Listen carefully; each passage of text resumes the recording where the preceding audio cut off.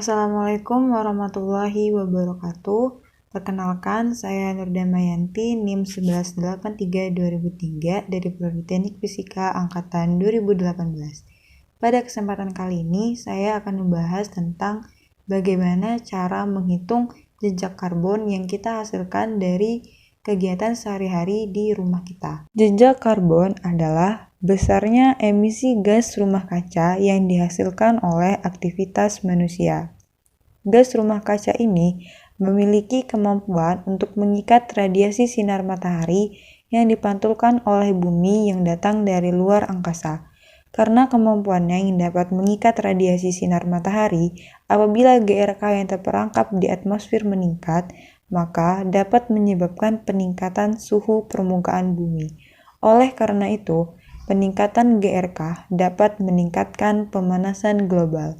Salah satu gas rumah kaca atau GRK yang dihasilkan oleh aktivitas manusia adalah karbon dioksida atau CO2. Contoh dari jejak karbon itu sendiri adalah penggunaan energi listrik untuk keperluan sehari-hari, misalnya penerangan, menggerakkan atau menyalakan perangkat pribadi seperti notebook, HP, PDA, kulkas, dan lain sebagainya, dapat memproduksi emisi CO2 yang bersumber dari pembakaran bahan bakar fosil di pembangkit listrik.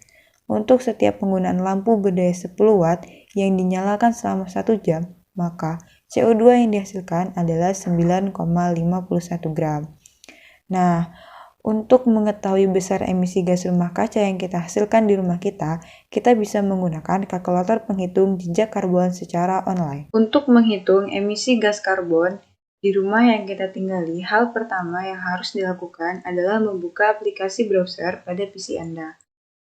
Salah satu aplikasi browser yang bisa digunakan adalah Google Chrome. Kemudian, ketik website offset.climateneutral now. Kemudian kita pilih. Selanjutnya ini adalah tampilan dari web United Nations-nya. Kemudian karena kita ingin menghitung dari emisi gas rumah kaca yang ada di rumah kita, maka kita pilih simbol kalkulator ini. Kita klik. Nah, di sini ada 3 kategori. Yang pertama ada household, transport, dan juga lifestyle. Untuk household sendiri itu tentang keadaan rumah yang kita tinggali. Yang pertama, di dalam rumah tersebut ada berapa orang. Kebetulan yang akan coba kita hitung pada video kali ini adalah emisi gas rumah kaca di kontrakan yang saya tinggali. Itu sendiri ada 4 orang. Kemudian ada country of residence, itu kita pilih negara, kita klik Indonesia. Kemudian ada ukuran dari rumahnya. Kalau untuk rumah yang saya tinggali itu sekitar 6 x 6 meter persegi, jadi sekitar 36 meter persegi. Kemudian ada tipe of housing, itu ada detached, semi-detached, attached, single family, dan flat. Nah, kalau untuk yang flat itu dia sejenis apartemen.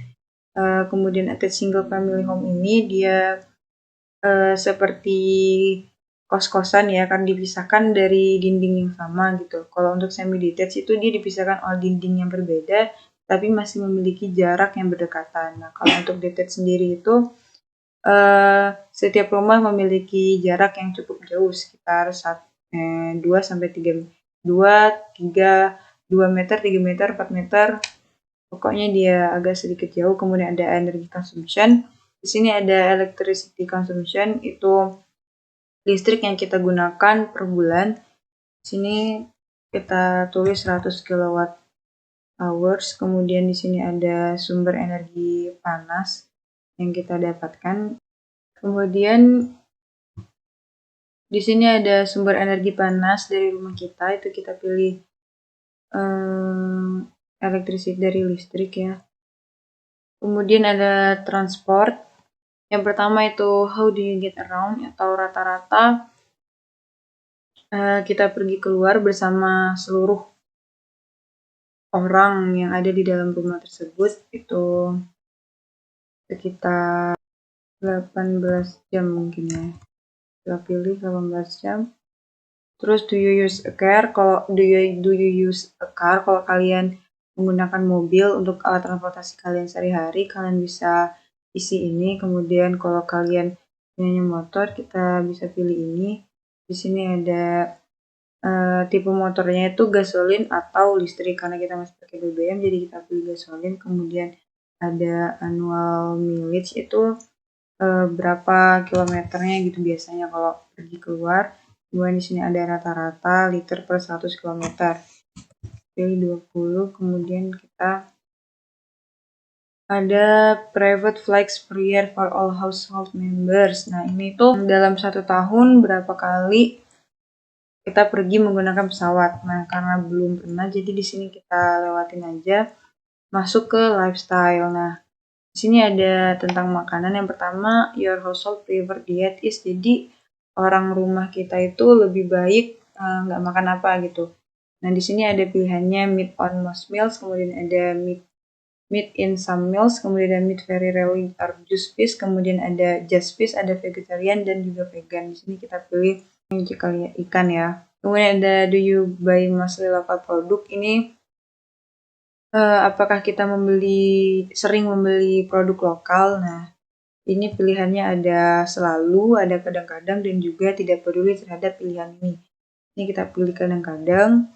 Terus ada do you buy from environmentally responsible companies. Ini apakah kita membeli produk tersebut dari perusahaan yang peduli lingkungan. Di sini kita jawab juga sometimes. Terus di sini ada how many times a week does your family eat out. Di sini ada berapa kali dalam seminggu kita dalam satu rumah tersebut pergi makan keluar, karena belum pernah jadi di sini kita kosongin aja.